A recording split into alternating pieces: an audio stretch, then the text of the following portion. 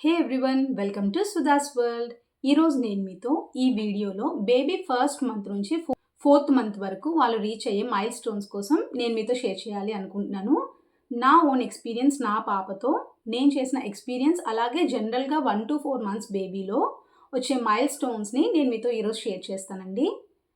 అయితే first time కనుక మన ఛానల్ చూస్తున్నట్టయితే సబ్స్క్రైబ్ చేయడం మర్చిపోవద్దు. మరి లేట్ చేయకుండా వీడియోలోకి వెళ్ళిపోదామా? Okay, done. ఫస్ట్ వెయిట్ విషయానికి వస్తే ఫస్ట్ మంత్ ఎండ్ అయ్యేలోపు 600 grams to 1 kg వరకు అయితే బేబీ పెరగడం జరుగుతుంది. అలాగే ఈ మంత్లో చూడడం, వినడం కూడా జరుగుతుంది. అయితే ఎంత డిస్టెన్స్లో అంటే 20 to 30 centimeters దూరం నుండి వాళ్ళైతే మనల్ని చూడగలుగుతారండి. అది కూడా ఈ మంత్లో బ్లాక్ అండ్ వైట్ కలర్స్ని ఐడెంటిఫై చేస్తారు. స్టోన్ వచ్చి పెద్ద పెద్ద సౌండ్స్కి వాళ్ళు ఉలిక్కి పడతారండి. సో అది కూడా బేబీ ఏంటంటే కొంచెం మంచిగా వినబడుతుంది అనే, బేబీకి హియరింగ్ ప్రాబ్లం లేదు అని మనం తెలుసుకోవచ్చు. అలాగే ఈ మంత్లో అమ్మ వాయిస్ కూడా కామ్ అవుతుంది. మమ్మీ మాట్లాడితే చాలా కామ్గా ఉంటుంది. ఈ మంత్లో నా బేబీతో నేను చేసిన ఎక్స్పీరియన్సెస్ అయితే నాకు చాలా హ్యాపీ అనిపించాయండి. స్లీప్ ప్యాటర్న్కి వచ్చేస్తే 16 to 17 hours అయితే మ్యాక్సిమం పడుకుంటారండి. అలాగే 8 to 12 times అయితే ఫీడింగ్ తీసుకుంటారు ఈ మంత్లో. ఒక డౌట్ ఉండొచ్చు, బేబీకి మిల్క్ సరిపోతున్నాయా లేదా, నా ఫీడింగ్ సరిపోతుందా లేదా, లేదంటే ఫార్ములా మిల్క్ ఇచ్చిన వాళ్ళు ఫీడింగ్ సరిపోతుందా లేదా అని ఎలా తెలుసుకోవాలంటే, బేబీ డేకి 6 times కంటే ఎక్కువగా యూరిన్ పాస్ చేస్తే కనుక పాలు అనేవి బేబీకి సరిపోతాయండి. ఈ మంత్లో బేబీ కొంచెం తల అనేది ఎత్తి చూస్తుంది. సో దీనికి సైన్ ఏంటి అంటే కనుక బేబీ మెడ అనేది కొంచెం స్ట్రాంగ్ అవుతుంది అని, మెడకి బలం వస్తుంది అని దాని అర్థం అండి. ఎప్పుడు డాక్టర్ని కన్సల్ట్ చేయాలి? ఫస్ట్ మంత్ ఎండ్ అయ్యేలోపు డాక్టర్ని ఎలాంటి సిచ్యువేషన్లో కన్సల్ట్ చేయాలి అంటే, బేబీ సరిగ్గా ఫీడింగ్ తీసుకోకపోతే కనుక డాక్టర్ని కన్సల్ట్ చేయాలి. ఓకేనా? సరే, ఇప్పుడు సెకండ్ మంత్లో వచ్చే మైల్ స్టోన్స్ కోసం షేర్ చేస్తాను. ఇంపార్టెంట్గా ఈ సెకండ్ మంత్లో వచ్చే మైల్ స్టోన్స్ సోషల్ స్మైల్ అండి. అంటే మనల్ని చూసి వాళ్ళు స్మైల్ చేస్తారు బేబీస్.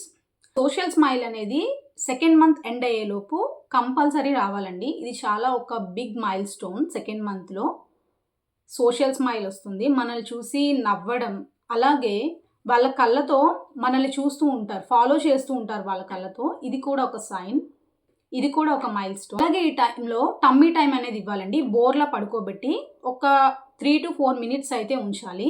ఒక 45 degrees వరకు ఈ సెకండ్ మంత్ ఎండ్ అయ్యేలోపు తల ఎత్తి చూస్తూ ఉంటారు, ఒక 45 degrees మాత్రమే. అలాగే ఈ మంత్లో ఊ, ఆ, గా అని చెప్పి చిన్న చిన్న సౌండ్స్ చేస్తారండి. మా పాప అయితే భలే సౌండ్స్ చేస్తుంది. నా దగ్గర వీడియో కూడా ఉంది.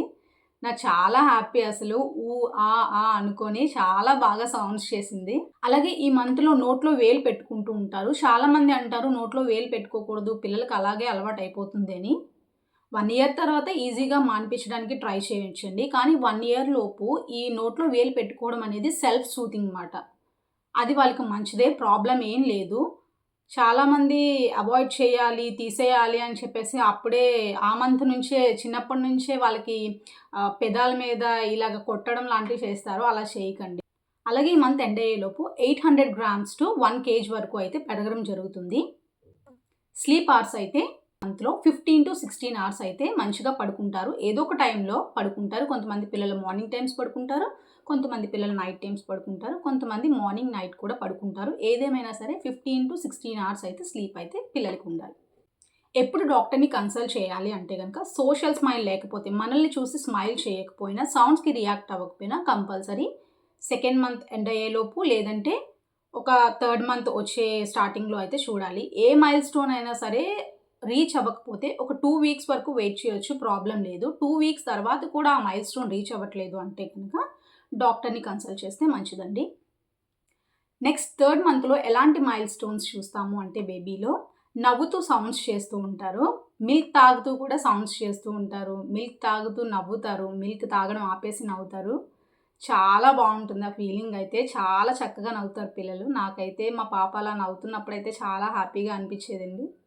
అలాగే ఈ మంత్లో కూడా టమ్మీ టైం ఇవ్వాలి. టమ్మీ టైంలో 90 degrees వరకు బేబీ తల అయితే ఎత్తి చూడడం జరుగుతుంది. అలాగే అమ్మ వాయిస్ వినగానే తల తిప్పి చూస్తూ ఉంటారు. నెక్స్ట్ ఇంకొకటి ఏంటంటే, థర్డ్ మంత్లో బొమ్మల్లా పడతారండి. మా బేబీ అయితే సెకండ్ మంత్ ఎండింగ్లోనే బొమ్మల్లా పడింది. చాలామంది babies third month starting, third month end అయ్యేలోపు కూడా బొమ్మలా పడతారు. No problem. అంటే బోర్లా పడడం అనమాట. ప్రాబ్లమ్ ఏం లేదు. థర్డ్ మంత్ ఎండ్ అయ్యేలోపు మాత్రం మాక్సిమం బోర్లా పడిపోవాలి. అలాగే పిల్లలు చూడడంలో వాళ్ళకి చాలా క్లారిటీ ఉంటుంది. కొంచెం మనం క్లారిటీగా కనిపిస్తాము. రాటిల్స్‌తో ఆడుకుంటూ ఉంటారు. చిన్న చిన్న బొమ్మల్లా ఉంటాయి కదా! అంటే సౌండ్స్ వస్తూ ఉంటాయి కదా! అలాంటి రాటిల్స్‌లో ఆడుకోవడాన్ని వాళ్ళు ఎంజాయ్ చేస్తారు. మీరొకసారి ట్రై చేయండి మీ బేబీస్‌కి.